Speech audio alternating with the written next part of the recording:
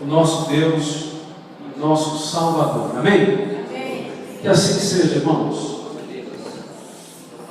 Glória a Deus.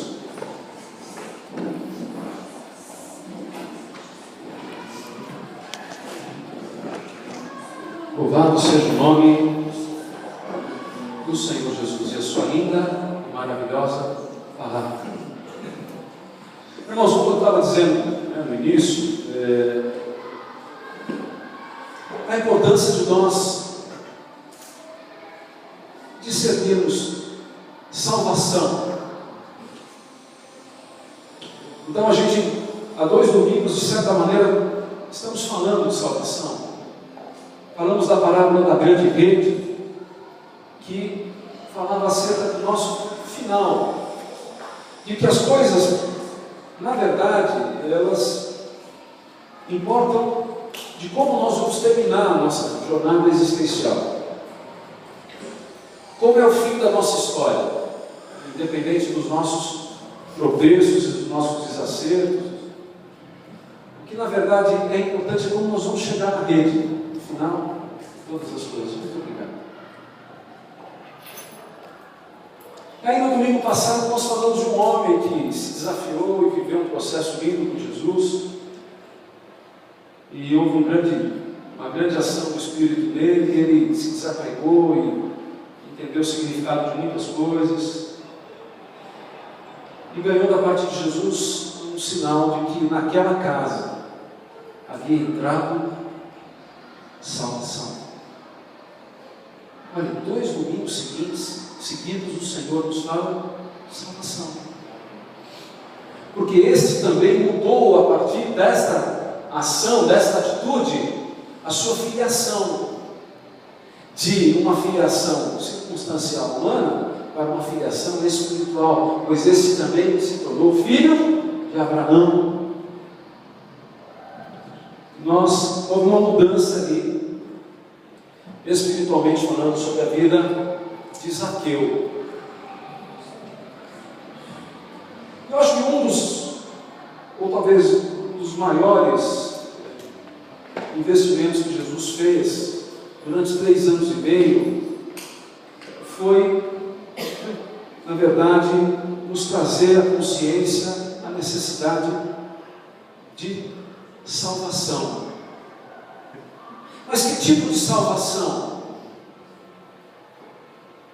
A salvação somente do lado que haverá infinitamente durante muitos anos, séculos, trazendo sofrimento e morte espiritual, dissolução espiritual, conhecida nas Escrituras como lago de fogo e enxofre. Somente esta salvação que Jesus tratava, da segunda morte, da morte espiritual, é só isso que estava em jogo? Ou Jesus também estava interessado em fazer ou promover na nossa vida um resgate, uma salvação de nós mesmos? De nós mesmos, das nossas próprias visões. O cristianismo, desde sempre que a gente ouve falar, ele trata de Jesus como um Deus encarnado. E na verdade nós precisamos olhar Jesus como um homem que se tornou Deus.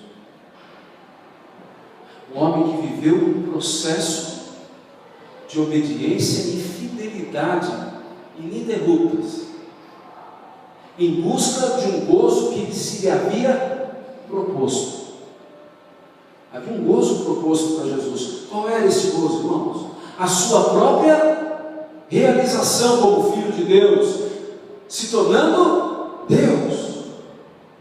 É isso que também está proposto para nós aqui. E Jesus viveu esse paradoxo a sua vida toda, entre a sua humanidade e o seu propósito.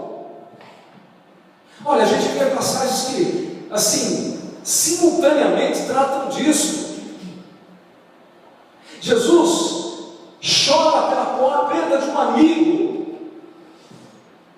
Ele está triste, contrito com a perda de um amigo, pela morte de um homem querido dele.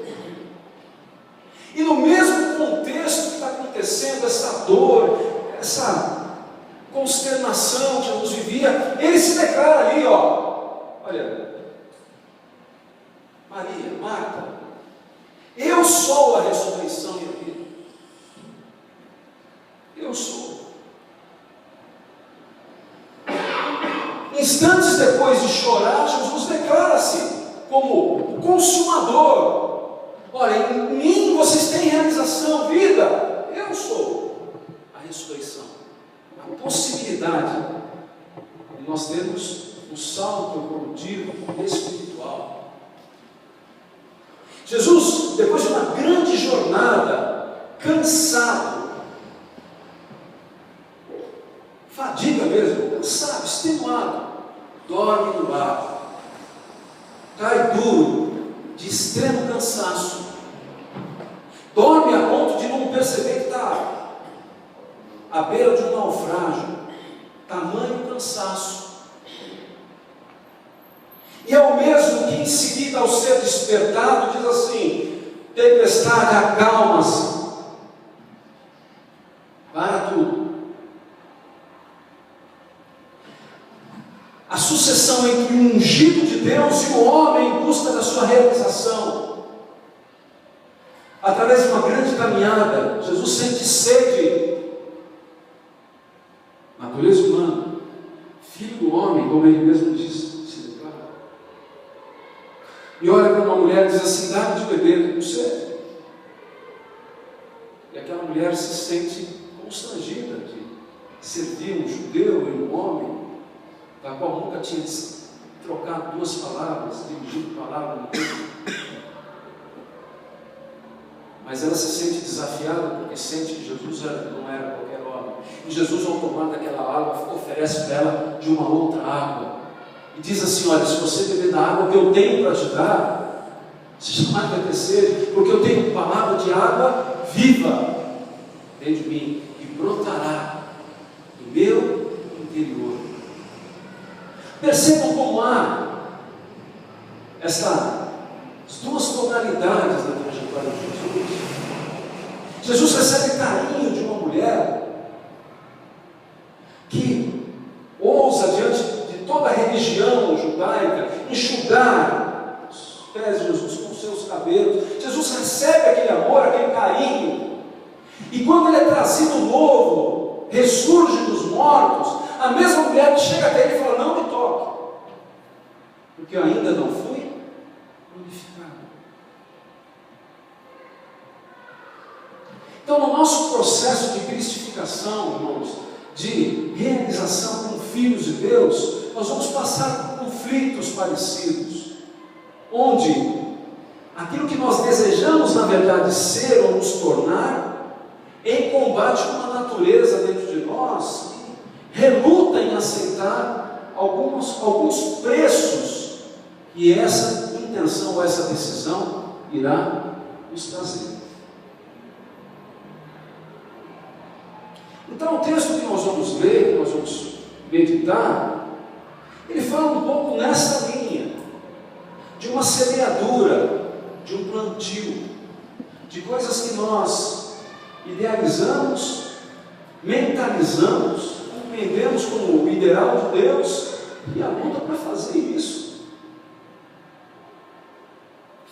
acontecer.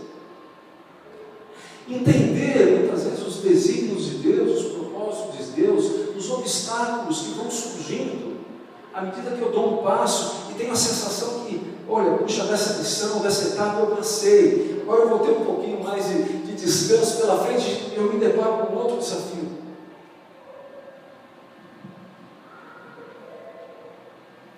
Essa semana eu recebi uma ligação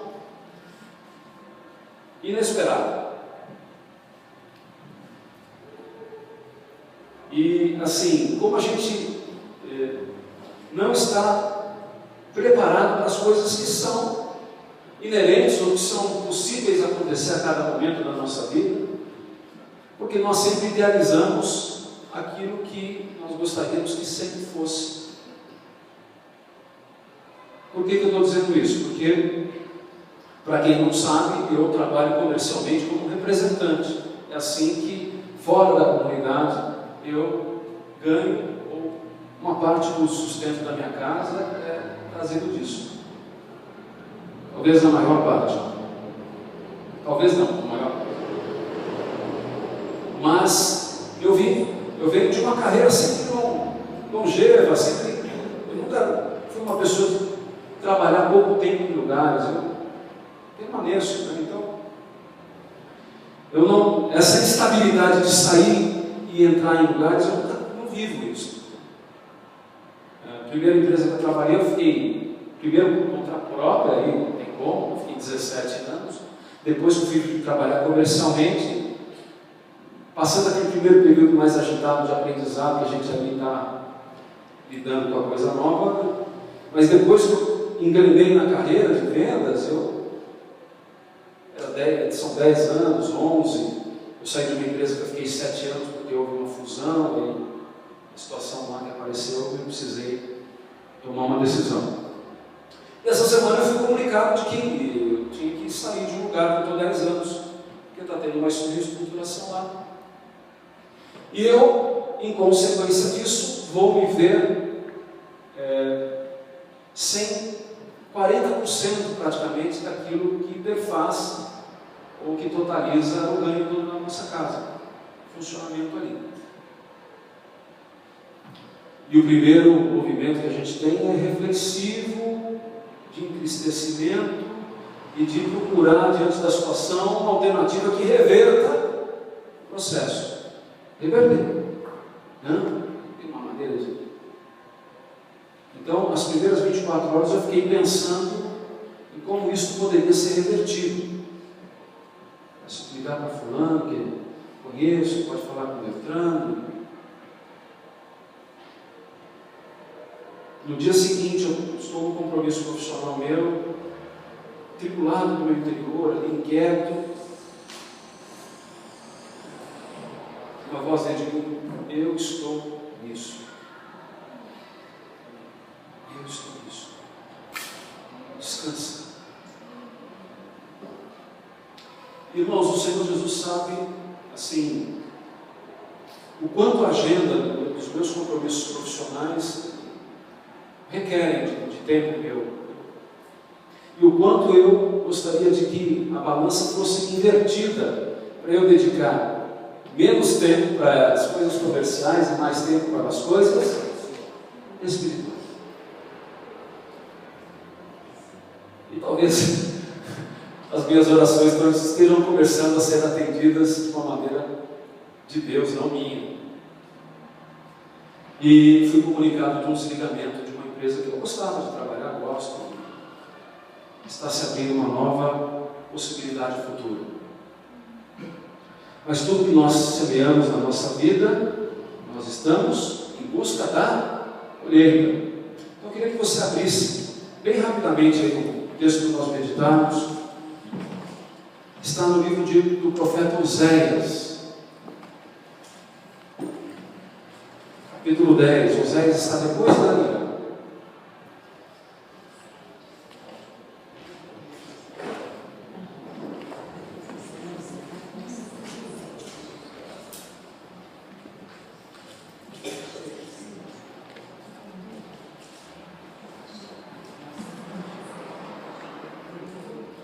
Oséias 10, versículo 11.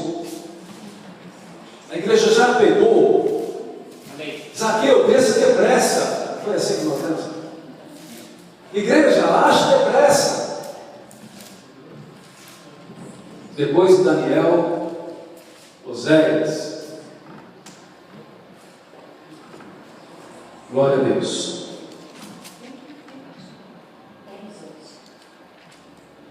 Isso. 10 e 11 é o horário que nós vamos sair daqui hoje, se o Senhor nos dá graça. Amém, irmãos? Amém. Isso é uma palavra profética? Amém. Os irmãos têm fé para ficar até 10 e 11 aqui? Aleluia. Ninguém respondeu, né? Aleluia. Meu Deus. Vamos acabar às 9 antes que a casa caia, né? Vamos ler então, queridos? Porque Efraim era uma bezerra domada, que gostava de trilhar. Coloquei o jugo sobre a formosura do seu pescoço, atrelei. Efraim ao carro, Judá lavrará, Jacó lhe desfará os torrões. O que são torrões, irmão? Torrões não são torrones, não. Quem está com fome aí não é torrone, não. Torrões, terra dura, pedaço de terra dura. Então eu disse: semeai para vós outros em justiça. Olha, semeai para vós outros em justiça. Ceifai segundo, olha, semeadura e ceifa. Ceifai segundo a misericórdia. Arai o campo do pousio, porque é tempo de buscar. Igreja, é tempo do quê? Vamos todos nós, é tempo de buscar ao Senhor, é tempo de buscar ao Senhor. No dia de hoje é o tempo de buscar ao Senhor. Amém? É mesmo. Até que Ele venha e chova a justiça sobre vós. Arrastes a malícia, colhestes a perversidade, comestes o fruto da mentira, porque confiastes nos vossos carros e na multidão dos vossos valentes. 14, último.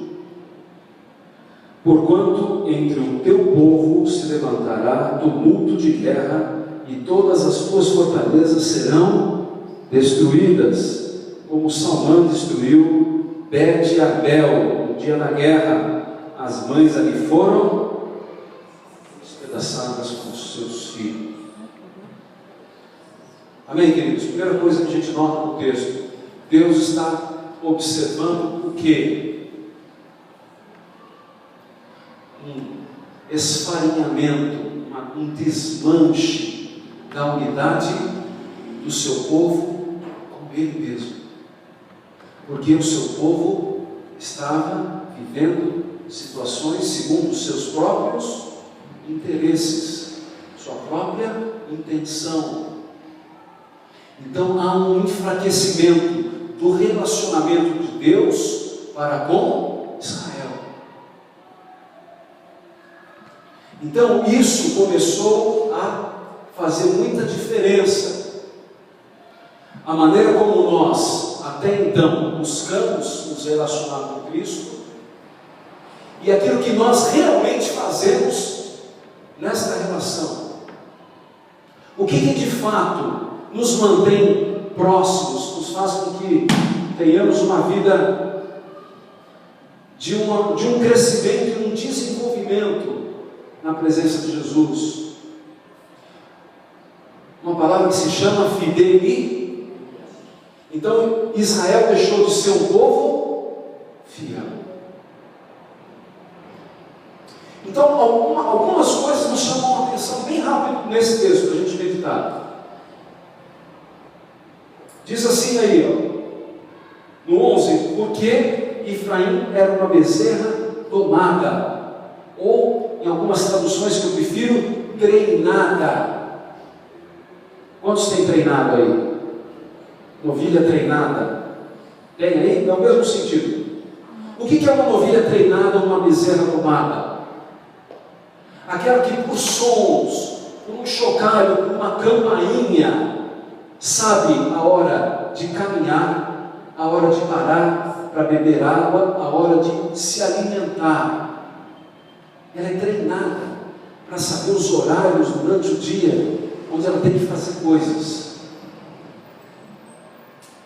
E o Evangelho, de alguma forma, dentro das nossas igrejas, dentro das nossas comunidades, pode estar exercendo este papel de nos treinar, não de nós termos uma vida com Cristo. Qual é a diferença? Muito simples. Eu posso estar sendo treinado a não falar mais palavrão, treinado a não xingar pessoas, ou no trânsito fazer nenhum sinal para ninguém. Vou sendo treinado, vou colocando um reio, porque eu sei que na minha mente isso não está certo. Eu vou sendo treinado a deixar de falar mentira. Eu vou sendo treinado a largar os meus vícios, os meus compromissos humanos, circunstanciais. Eu vou sendo treinado a deixar de fazer ou de estar com pessoas que, pelo simples fato de eu ouvir o som da campainha, ou sendo movido religiosamente pelos sons, pelos sinais, hora de comer, hora de dormir, hora de acordar, hora de ir para a comunidade, hora de